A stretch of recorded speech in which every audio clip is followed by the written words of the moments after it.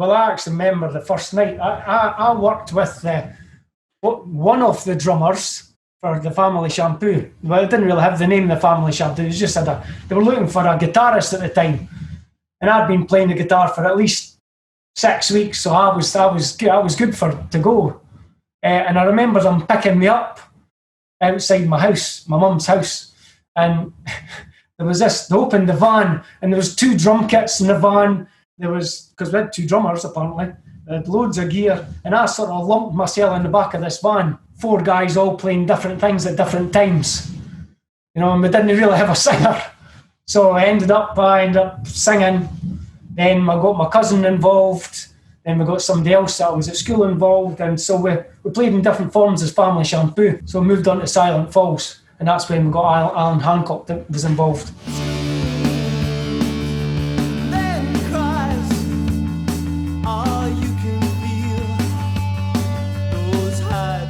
We played together for, I would say, well into the late 90s. Through Silent Falls and onto Supernova. Supernova was probably more successful for us.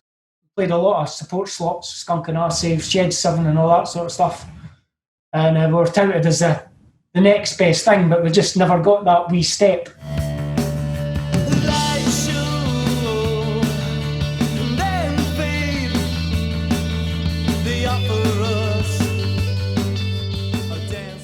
I come from a post-punk background there, so a bit merged with a bit disco and everything. There's a bit, everything in there.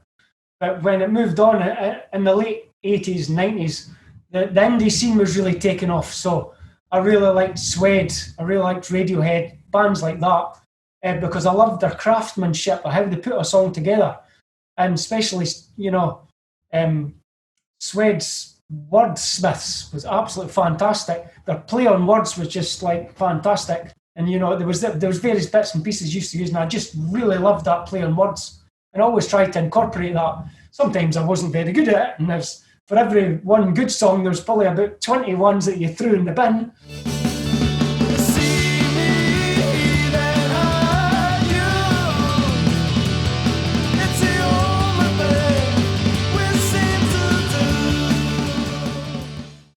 Most of the time it was some words first, then we'd do the music round it, but sometimes it was the other way around. But, I had to mean something. I had to be short. I tried to keep them a bit short, because I hated long songs. Although there was times when we were in a rehearsal studio, you would just get into that vibe, never through alcohol, but just getting that vibe, and you would play the same thing over and over again, and it's when the hairs on the back of your neck stood up, and actually got that live feeling.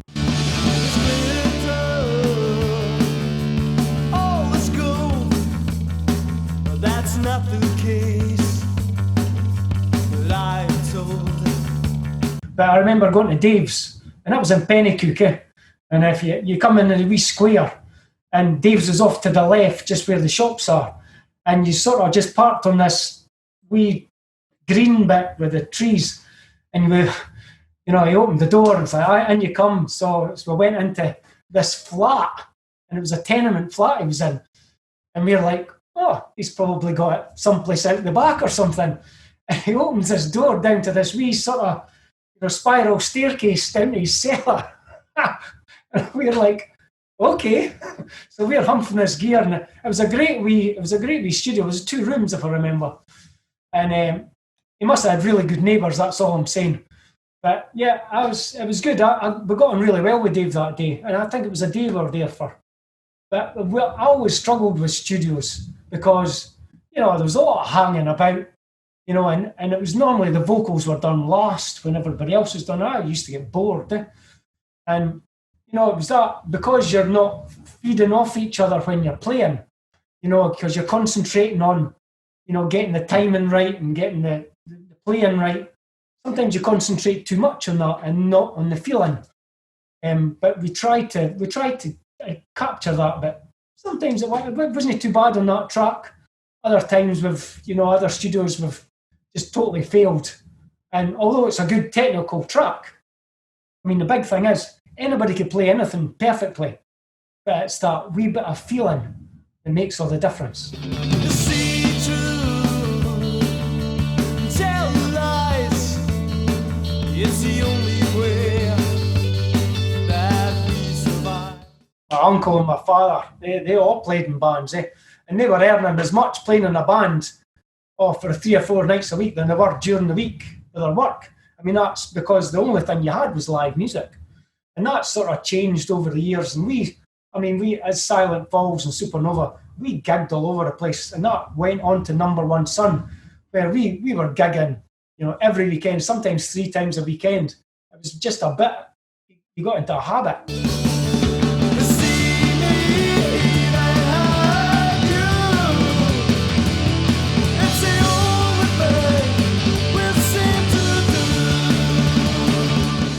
Because at the time, the only way to get yourself out there was demo tapes. So it was really hard to get a demo tape and get the money together and stuff like that. The demo tape, me and Alan Hancock, he had access to a photocopier, so he was on PR. And at my work, when I worked in the dockyard, we had these black and white photographs, so we got the negatives. And I had access to a fish reader. And the fish readers was, it used to take wee fishes and it used to blow them up to great big posters. So I got quite a few of them done.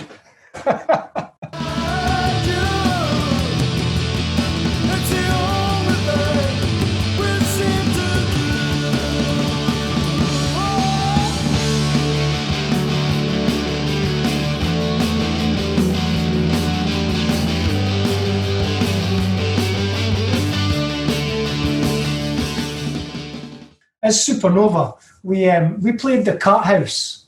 Alan McGee was there, seen a gig, and he saw us play. I think he saw us twice. I think he saw us at the Cat House and saw us at the Subway in Edinburgh. Remember the Subway?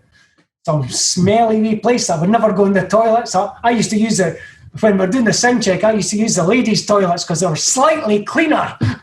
At least they had a toilet seat, But he said we didn't have enough singles. And we were a bit too eclectic for him. And then he just signed Oasis. But so what happened was gets a phone call from the promoter saying we've been asked to support Oasis at Belle Angele. It was a Tuesday night or something. So it was fine. So we organised it. So that was we were taking people through. And on the Monday night, we got a phone call saying we'd been ditched because 18-wheeler, who were stable mates Oasis, and Creation at the time, were getting put on the label. I think they'd just been signed. So we lost the slot.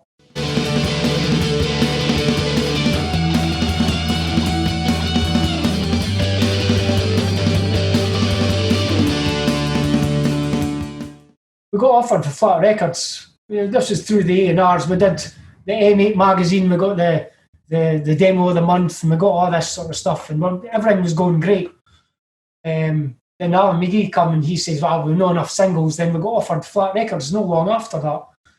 But the deal wasn't very good. They owned everything and we owned nothing.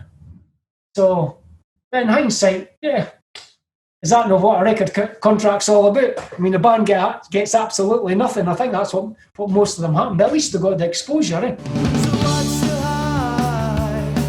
Nobody'll say which would